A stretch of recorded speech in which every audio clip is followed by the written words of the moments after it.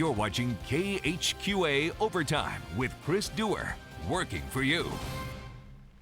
And this is Saturday, August the 26th, and you have indeed entered overtime. Now, Mother Nature has thrown all manner of impediment our way this week, from heat domes to, well, Thunderdome, I suppose. Late last night, in a bid to throw the Week 1 high school gridiron fun into upheaval, we will deal with the postponements, the resumptions, and the final football loose ends here in just a second. We also went back into scramble mode this morning with a superb Saturday softball slate going completely off the rails as every tournament on the board for us was canceled by 9:30 this morning.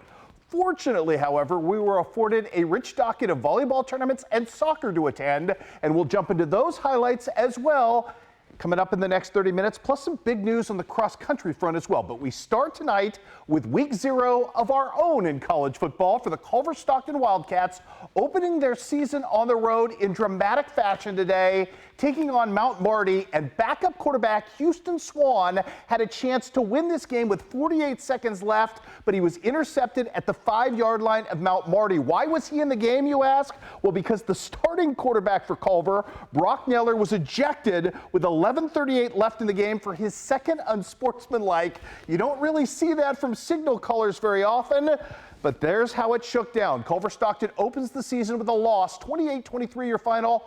Byron Fisher leading the way today with 4 catches for 48 yards and 2 touchdowns. All right, high school football, resumption of the Illini West Farmington game did not come out for the second half in this one last night. Illini West down 26-0, but man, what a change in the offense on the first possession. This is Isaiah Knotts, and this is a really big hole and a really nice pickup down at this point to the 4-yard line after a penalty on the ensuing play moved things back. It's time for Ian Bensinger to take over, and he is a bruiser. In for the score, 2-point fails. It's a 26-6 lead at that point.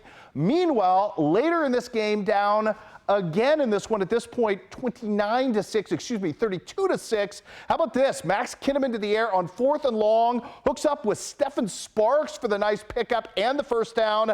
That would set up Mr. Kinnaman again, and again, a clever bit of passing in this one. He will hook up with a wide open Nick Johnson. Again, the 2-point fails. Unfortunately for Illini West, the big hole they built yesterday they could not get out of. Played a little better in the second half today, but week 1 will go down as a loss. IW loses 39-12. in that resumed game. Speaking of resumed games, we have a bunch of them today because Mother Nature wiped out a bunch last night, including Pittsfield and Athens never even getting started due to weather conditions over in Athens. They played today, and Pittsfield's season debut was not what they wanted or expected at all, losing 41-7 in a running clock game. So the Saukees did not get the start they were looking for. Jacksonville, however, fares far better. That game resumed today. I believe that picked back up after the first quarter. Jacksonville wins in a blowout over Eisenhower, 51-6 your final. Good to see Mark Brown's team amassing a little momentum in the early season. Also a game that picked back up around halftime. Greenfield Northwestern ranked number 5 in the state. You see every bit of why they are in Class 1A. Beaten Brown County today 44-15. Dylan Pembroke with a bunch of touchdown passes early. Brown County did rally back with some nice scoring late in this game. Vince Little with his first career touchdown pass, hooking up with Micah Henry, but not enough to get that done. 8-man football today. This game was scheduled for today. Bushnell Prairie City taking on a St. Anne team playing football again for the first time in years. It is a startup program, if you will. Bushnell Prairie City looks really good today. Lane Huffman with 5 touchdowns to beat St. Anne today. Great start to the season for BPC. 60-30 your final there. What an 8-man game we did not have a final for from last night. And what a win for West Prairie Southeastern on the road last night, taking down Gelva. They got this one in, and it was a huge, huge win for West Prairie Southeastern. 56-6 was your final as well. Speaking of games that they tried to play last night, they tried to restart this game at like 12:30, couldn't get it in. You know what? We'll take you to some Keokuk highlights because they didn't resume the game, but we did have highlights from last night we didn't get to give you. Glenn Fernetti getting a little love, and right off the bat, Ottumwa showing some running game prowess with Cam Mannery. Huge pickup, however, the Ottumwa drive would stall, and defense for Keokuk was a huge reason why. Man, I tell you what, This team has found some nice teeth and bite, starting right here with Julius Clay with a tackle for loss. A little different defense than last year. How about some Kevin Joy? No joy for you on the TFL. And then it is Diego Garcia time. Love this kid in the return game. Heck, we love him in everything. Great wide receiver as well. Great block on the back end of that. Yeah, there was a penalty on the back end. It got called. But, man, you know what? We'll go back to work in this one, and you're looking at the quarterback of the future, Brenton Horde, and of the present, in for the scramble. And Keokuk's on the board first in this one, taking the lead. More from the defense right now. Colin Campbell will jump on a fumble right there, and that sets up the offense yet again. Brenton Horde hooking up with Drew Campbell. Nice catch along the sideline. And then it's Horde to this guy, Diego Garcia. You ain't going to stop him. Keokuk never restarted the game. Both teams had a bit of a pushing tussle at the end last night after a 3-hour lightning delay on their second delay, so that game never restarted. The state organization said, okay, if both teams agree, we'll call it a final, and that's what they did. So Keokuk gets to start off the season with a win. We told you preseason Keokuk might be a team that has the best chance to go from rags to riches. Last night, a great start for the Chiefs. Speaking of Southeast Iowa, great night on all fronts last night. Fort Madison with a big hard scrabble win over Burlington last night. Teague Smith is playing just defensively right now. He is cleared after the knee surgery. He got a big forced fumble last night to give Fort Madison the win at Burlington. And look at Central Lee. It was a costly game for Central Lee because they had a couple of big injuries last night that may be detrimental down the road. But Central Lee gets a big game from Mr. Calfee. Had a couple of touchdowns last night, and I believe 145 yards rushing as Central Lee beats Van Buren 35-8 out of the gate. That's good stuff there as well. Okay, games we did not have a chance to get to last night because of some technical issues. Start off with Clark County, Scotland County over in Memphis. Kurt Stott's debut. I think he's going to do a really good job with Scotland County, but last night was not the team you wanted to draw. Austin Day with the interception, although he's going to cough it right back, and Scotland County is going to get the ball back. That was Scotland County's only first down of the stanza. Wow. How about this? Brian James doing what he does. Touchdown strike to the very cagey and rising quickly in our hearts. Connor Westerkamp, who's had a good first 2 weeks of the season, was great at the Jamboree last week as well. Easy touchdown, and then the fun was on for Clark County. Check out Chase Webster right up the middle of the screen and right into your living room for a score right there. Gotta love this. We love Colin Hunziker, really nice player, but check out the block right there by Clint Chamley. That's why everybody loves him. That is a wall-off block of significant proportion. All Clark County last night as the Indians opened their season with a win. And yeah, we think they're for real. 38-0 was the big win last night at Scotland County. Meanwhile, South Shelby taking on Milan last night. Again, highlights we didn't get a chance to bring you. The defense going to work. Kendall Hammond. Yes, he had a bunch of these last night. Good linebacker. How about the debut of quarterback Chase Mollering? We've heard a lot about him. This one, just a nifty little pass to Owen Stuvey. And you know what? The fun was already started, but this is just amazing. Sensational 7 worthy. Mollering, his pitch is botched. He's got to try to come up with something. He somehow finds Preston Ellison between the double teams. South Shelby getting the job done. By the way, Mollering in his debut, 5 of 5 passing for 51 yards, rushed for 78 yards as well, and a touchdown. Yeah, South Shelby looked good last night. 47-6 is your final with the win over Milan. On the road to Westran next week for the Cardinals. All right, on to the soccer scoreboard today. I did shoot some Quincy Notre Dame soccer this afternoon. We did not get any luck on either front. Quincy High was weather delayed when Zach got there this morning. They ended up losing 2 games in this tournament. This morning, lost to Ladue 3-2, score we didn't have last night. Lindbergh, who won the tournament, beats Quincy High 5-2. I shot the Q&D Lindbergh game this afternoon. Lindbergh jumped out to a 2-0 lead early before the weather rolled in, and then they continued to play later. Ryland Fisher with the only goal of the game off a corner restart by Brody Jones, but Q&D ends up going 1-1 on the tournament. Speaking of that, didn't get a chance to show you these. The win last night for Q&D against Ladue. Let's take you there. The first game last night of the Quincy Recycle Q&D Classic, and man, good corner restart. Brody Jones, I don't know if anybody touched this, so we're going to credit him with the goal straight on in, bended it like Beckham at that point. QED took a 1-0 lead, gave up 2 unanswered at that point, and now down 2-1. Check out Leo Can with a little can do. This is a magnificent goal that might be worthy of sensational 7 as well.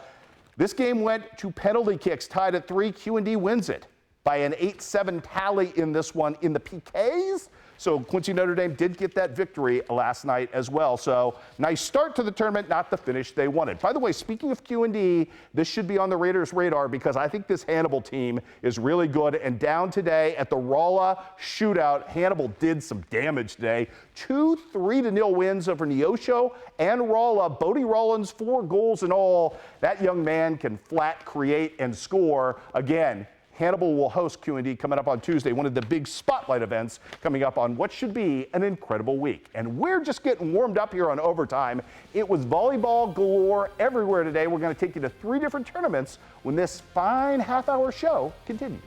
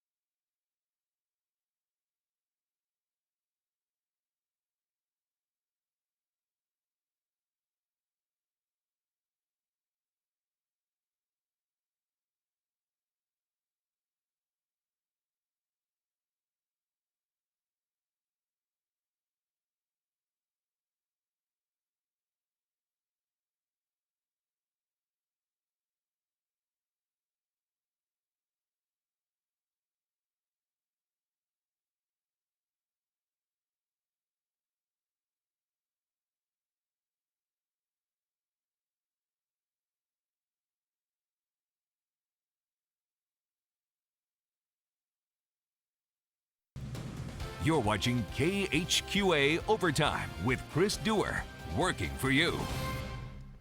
And welcome back to Overtime. Let's take you to the Macomb Classic. Macomb in AC/DC pool play today. Yeah, named after rock bands. And yes, Bree Rexroth looking for some offensive creation outside of the graduated Kennedy Adair. How about Catherine Lukarinen right there with a beautiful kill for her squad. Some defense as well. Little Ellie Duncan putting it up for Kate Stortzum, who's going to get one to sneak over the net.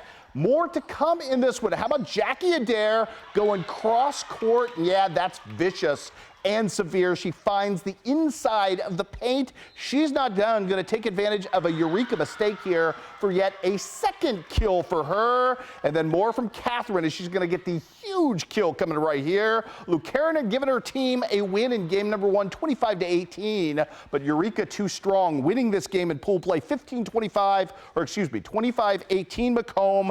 15-25 Macomb loses. 10-15 Macomb loses as well, which put Macomb in the 5th place pool. They would face off with West Prairie, the Cyclones, and yes, Bree Rexroth's alma mater, so to speak. And yes, in that 5th place game, Macomb gets the job done to take 5th place. The Bombers win 25-11, 25-19 to show out in their own tournament. By the way, West Prairie obviously ends up with 6th in that tournament as well. All right, Early Bird Classic today at Quincy High School. The Blue Devils taking on Winchester West Central in this one. And yes, right off the bat in this one. The Cougars doing some good things. Reagan Brown with a little tippage, and yeah, that's in and beats the Blue Devil defense at this point. Avery Lubeck going to return the favor right here, not just for softball anymore. Good tip for her, and we're going to have a little tip drill as well. Lydia Peters going to extend the Blue Devil lead with a nifty kill right there, bouncing that off the top of the net. Then it's Abby Bunch time, serving up the nifty jump serve ace, and that was just a nasty Charlie Huff-like knuckleball at that point. A little Annabelle Schaefer trying to answer back for West Central with a kill. Quincy High is going to win in straight sets to stay unbeaten in pool play and advance to the finals, 25-16, 25-10. Other side of the bracket, the Quincy Notre Dame Lady Raiders in action today, taking on Pekin in this one. Nice to see Madison Norris at the, let's go to those highlights if we can. Yeah, working at the high school level in this one. And man, it's time for the Emma Hoeing show, as it often is when Q&D plays. Miss Hoeing letting fly and drawing up a little sawdust with that one. Does anyone, pound for pound, hit the volleyball harder than she does? Eva Breckenkamp with a nice unreturnable kill right here as well. Quincy Notre Dame amassing some momentum, and it's a snowball avalanche effect. More from Emma Hoeing and more painful killage, if you will, at that point. More from Eva, who's off to a really good start, filling a nifty role for the Lady Raiders early in this one. Going to send this one right home into your Barcalounger right there. You know what? We're just going to go back and forth with Hoeing and Breckenkamp back and forth in this match because they were dominating. As you could tell, these are not repeated highlights. That's just repeated dominance from both of those young ladies. More from Miss Breckenkamp as well. A little more power. It was like one-upsmanship. How about something different? How about a little Annie Eaton serving at the ace? We've talked about what a great setter she is. She's got that service thing working as well. All Q&D in this one as the Lady Raiders win 25-12, 25-7. They would advance to take on their crosstown rival in the championship game, and it would be Quincy Notre Dame coming out on top 2-0. Straight sets as we go to the scoreboard as the Lady Raiders win and win impressively today. Not a real surprise. They were the favorites coming in, and they've looked every bit of it. 25-10, 25-19 is how that all shakes down.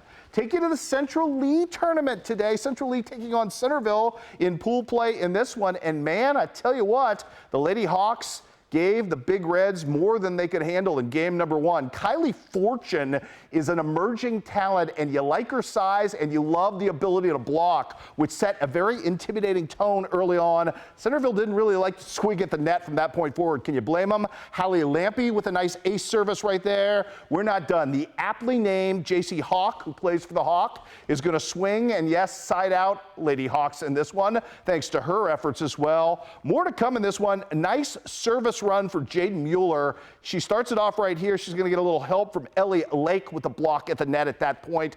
But man, it would not be done defensively at this point. Contesting at the net very strongly. Again, Kylie Fortune, and man, Jaden Mueller ran off like 10 straight points at this point as Centerville fell down big and never really got back into this one. Leave you with a little Hallie Lampy as well, as Central Lee won this contest. Didn't get final scores from all of the Central Lee contest yet, or the Keokuk contest. We can't tell you that Central Lee won this one. Speaking of Keokuk, they drew a really hard draw while I was there. In fact, state-ranked Mid-Prairie is tough.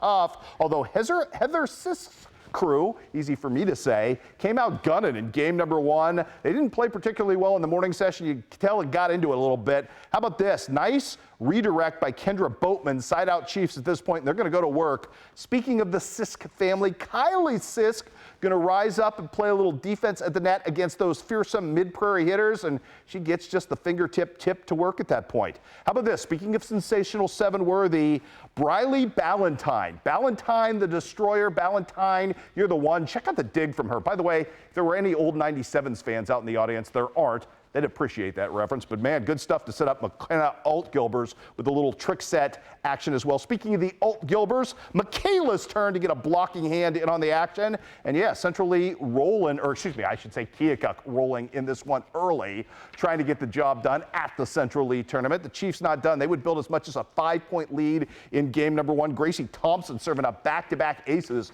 to help that happen. Unfortunately, the momentum would go away for Keokuk, and they would lose in straight games in this one, 25-14. 14, 25-12. So again, didn't have all the finals from the volleyball today, but those are the ones that we did have for you. Can also tell you in Southeast Iowa, up at the loaded Bondurant-Farrar tournament, Holy Trinity, the number 2 team in the state, 1A, has to settle for second place against a really quality Indianola team. In the championship, Holy Trinity loses 21-10, 21-15. Yeah, Indianola is the deal, but Holy Trinity playing good competition early, trying to make yet another state run. Let's do a little golf scourge for you as well today.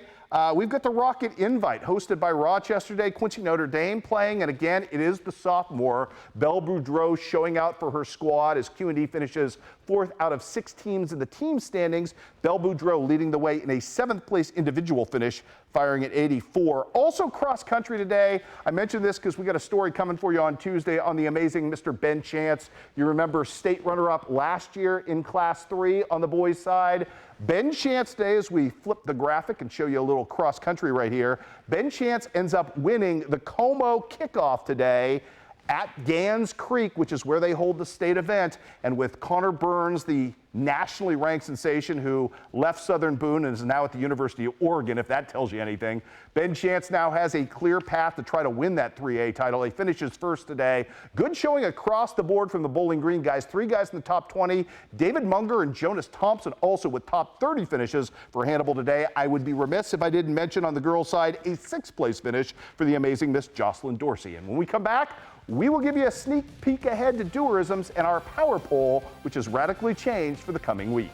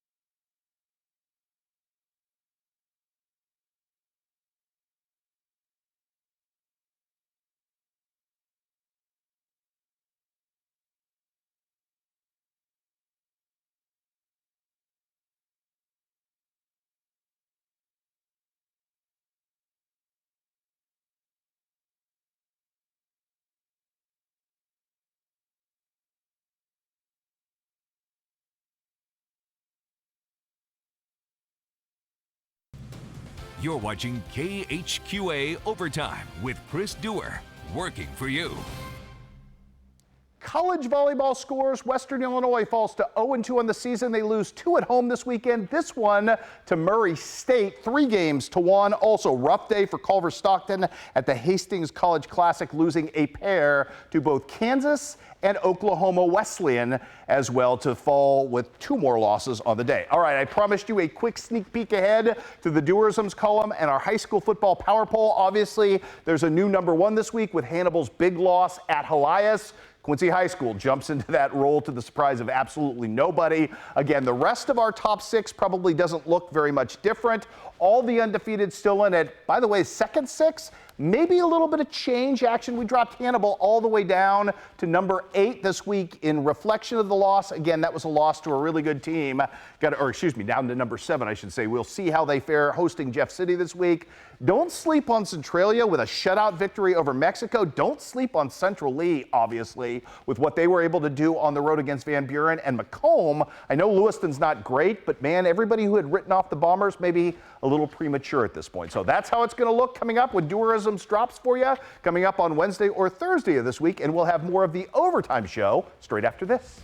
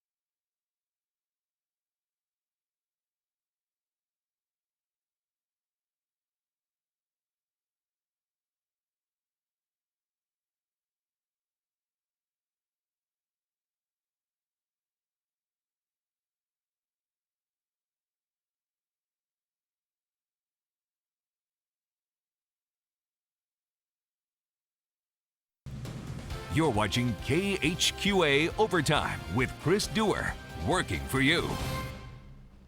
And here's the lay of the land for the week ahead. Coming up tomorrow, our Zach Richardson has a great story on one of our favorite homegrown Quincy success stories, Mr. Tanner Stuckman, and as he continues his pro basketball career. Also, Sensational 7 finally returns coming up, with a biggie on Monday. Lots of great highlights there. Obviously, Mother Nature cooperating this week. We'll have the start of softball in Missouri finally, so that should be an awful lot of fun. Big kickoff with Canton and Clopton on Tuesday. Great soccer coming your way. Girls golf, we've got it all coming your way. And cross country actually gets started as well. So we're going to have some fun. And next Saturday right here, Suns Classic Championship Day and much, much more. We'll see you right back here next Saturday on Overtime.